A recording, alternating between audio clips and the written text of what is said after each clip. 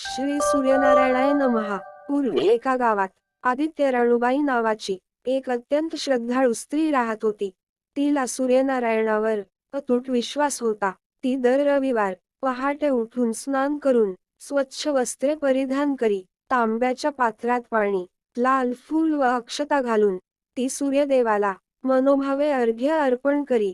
रविवारचा उपवास ठेवून सूर्यनारायणाचे नामस्मरण आणि आदित्य राणूबाईची कथा नियमाने वाचत असे. काही काळानंतर तिच्या आयुष्यात मोठे संकट आले.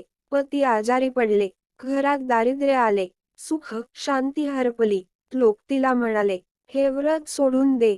पण आदित्य राणूबाई म्हणाली, सूर्यनारायण कधीच भक्तांचा त्याग करत नाही. तिने अधिक श्रद्धेने 7 रविवार व्रत नियमाने करण्याचा संकल्प केला. प्रत्येक रविवारी गूळ, चणा किंवा गव्हाची पोळी नैवेद्य म्हणून अर्पण केली. तिच्या निष्ठेवर सूर्यनारायण प्रसन्न झाले.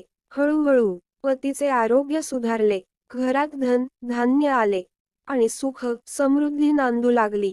गावातील लोक तिच्या श्रद्धेचे उदाहरण देऊ लागले. आदित्य राणूबाई सांगू लागली, श्रद्धा, संयम आणि नियमाने केलेले व्रत कधीही फळाशिवाय राहत नाही.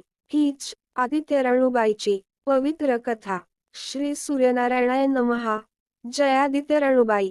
सूर्यनारायणाची माई रविवार व्रत पाळुनी सूर्यकृपा पायी, अर्घ्य देई भक्तिभावे, आरोग्य सुख देई, संकट हरसी माई, विश्वास वाढवी. आदित्य राणूबाईची आरती. सो कोणी गाई, सूर्यनारायण प्रसन्न होती, सुख समृद्धी पायी. जय आदित्य राणूबाई. सूर्यनारायणाची माई